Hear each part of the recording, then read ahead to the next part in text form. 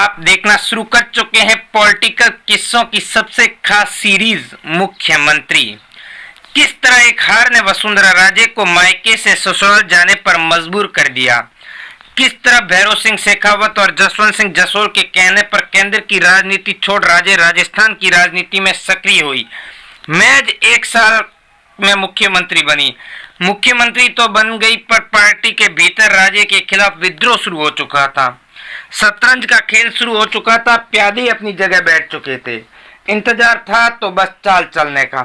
कैसे रानी ने भाजपा के बड़े बड़े नेताओं को ठिकाने लगाया। कहानी आला कमान के साथ चली लंबी अदावत की। साल 2003 का दिसंबर। वसुंधरा राजनीति का पहला सबक सीखती है विरोधियों को समायोजित करने का। आला कमान के निर्देश पर ऐसे कई विधायकों को मंत्री बनाया जाता है जो वसुंधरा विरोधी गुट के माने जाते हैं और उन्हें बड़े बड़े विभाग भी दिए जाते हैं, जिनमें सबसे बड़ा नाम आता है गुलाब चंद कटारिया का, जिन्हें गृह मंत्री बनाया गया। घनश्याम तिवारी शिक्षा मंत्री बने। संगठन मिला ललित किशोर चतुर्वेदी को। प्यादे बैठ चुके थे। इंतजार था तो बस साल चलने का। इन सब के बीच जसवंत सिंह जसोल राजस्थान की राजनीति में दिलचस्पी लेते हैं। वसुंधरा 3 साल का जश्न मना रही थी। पार्टी विरोधी गुट अलग कार्यक्रम कर रहा था, जिसकी शुरुआत की घनश्याम तिवारी ने।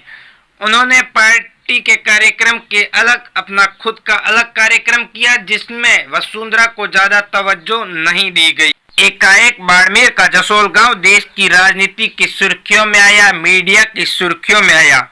वजह बनी जसोल रेयाण। इसमें राज्य विरोधी गुट के सभी नेता शामिल थे। इन सब के उलट खबर बनी अफीम प्रकरण को लेकर। पश्चिमी राजस्थान में सुख हो या दुख, अफीम की मनवार की जाती है, जो कानूनन अनलीगल है। एफआईआर और मुकदमे बनाए गए। इसे जसवंत सिंह ने वसुंधरा के पलटवार के तौर पर लिया। साल 2006। राजनाथ ने ओम माथुर को राजस्थान का प्रदेशाध्यक्ष बनाना चाहा। रानी फैसले से नाराज हो गई। माथुर को साथ मिला वसुंधरा विरोधी गुट का। प्रदेशाध्यक्ष बनाए गए ओम माथुर। साल 2008 राजस्थान चुनाव। पार्टी ने 50 टिकट मांगे, राजे फिर अड़ी। आखिरकार संघ की मध्यस्थता हुई। 38 सीट संगठन को दी गई। चुनाव परिणाम आया। कांग्रेस 96 सीट, भाजपा 78 जीती। हार के बाद वसुंधरा राजे को निशाने पर लिया गया। कहा वसुंधरा राजे हार की जिम्मेदारी ले। राजे ने आंकड़े फंसा दिए। कहा जो 38 सीट संगठन को दी गई उसमें 28 पर पार्टी हारी। कुछ दिन के लिए फिर इस्तीफा टल। मई 2009 लोकसभा के परिणाम आए। भाजपा सिर्फ 4 सीट जीती। हार का ठीकरा राजे पर फूटा। राजे आखिरी 20 दिन झालावाड़ रही। अपने बेटे को जिताया पर सूबा पार्टी हार चुकी थी। अब संगठन ने वसुंधरा राजे को घेर लिया। आस पड़ोस के राज्यों से इस्तीफे कराए गए। वसुंधरा टस से मच नहीं हुई। आखिर लगातार वसुंधरा राजे पर दबाव बनाया गया। वसुंधरा 56 विधायकों को लेकर दिल्ली पहुंच चुकी थी। स्पष्ट कह दिया, ज्यादा दबाव बनाया तो इन सब के साथ पार्टी छोड़ दूंगी। मामला संघ के पास पहुंचा। संघ ने मध्यस्थता की। राजनाथ ने 2 कदम पीछे खींचे। 2 दिन बाद राजनाथ ने पलटवार किया। राजे के खास 2 नेता राजेंद्र राठौड़ और ज्ञानदेव आहूजा का निलंबन हुआ। इसे राजनाथ का पलटवार समझा गया। फिर 10 दिन बाद राजनाथ पार्टी मीटिंग में झिझक कर बोले, पानी सर से ऊपर निकल चुका है, इस्तीफा जरूरी है। 23 अक्टूबर को वसुंधरा राजे ने अपना इस्तीफा भेज। इस्तीफे के बाद राजे राजस्थान से दूर रही। विरोधी गुट ने मुख्यमंत्री को लेकर दावा ठोक दिया। यात्रा की तैयारी शुरू हुई। पहला दावा किया गुलाब चंद कटारिया ने। लोक जागरण यात्रा का ऐलान किया। वसुंधरा शांत रही। दूसरा दावा किया घनश्याम तिवारी ने। अपनी यात्रा का ऐलान किया। वसुंधरा इस बार शांत नहीं रही। बीजेपी के 78 में से 60 विधायकों ने इस्तीफे दिल्ली आला कमान को भेज दिए। प्रदेशाध्यक्ष अरुण चतुर्वेदी के पसीने छूट गए। सब यात्राएं स्थगित कर दी गई। फिर आया चुनावी साल, दिल्ली अब बदल चुकी थी। नितिन गडकरी का पूर्ति घोटाले में नाम आया, पार्टी ने अध्यक्ष पद से उन्हें हटा दिया। वापस आए राजनाथ सिंह सख्त हिदायतों के साथ। जेटली का घर, राजनाथ वसुंधरा की मीटिंग हुई, गिले शिकवे दूर किए। कुछ रोज बाद ऐलान हुआ, राजे राजस्थान प्रदेश अध्यक्ष बनी। वसुंधरा राजे ने अपनी स्वराज संकल्प यात्रा का ऐलान किया।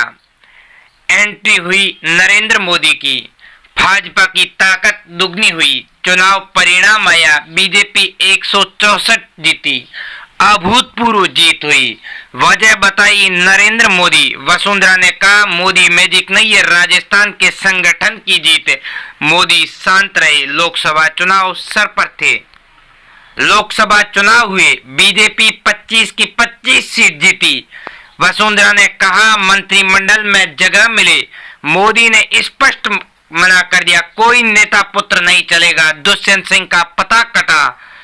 इधर प्रधानमंत्री नरेंद्र मोदी के शपथ ग्रहण समारोह की तैयारी शुरू हुई। मेहमान आ चुके थे, सभी सांसद आ चुके थे। आलम बना, राजस्थान के सभी सांसद राजस्थान हाउस में थे, मुख्यमंत्री के निर्देश का इंतजार कर रहे थे।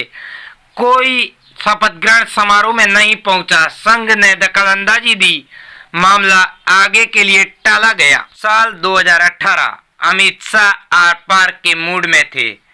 फिर जोर आजमाइश का अखाड़ा बना प्रदेशाध्यक्ष का पद। अमित शाह ने इस बार नाम आगे बढ़ाया, जोधपुर सांसद गजेंद्र सिंह शेखावत का। राजे ने दो टुक इनकार कर दिया। 2 महीने पद खाली रहा। विपक्ष तक ने मजाक बनाना शुरू कर दिया।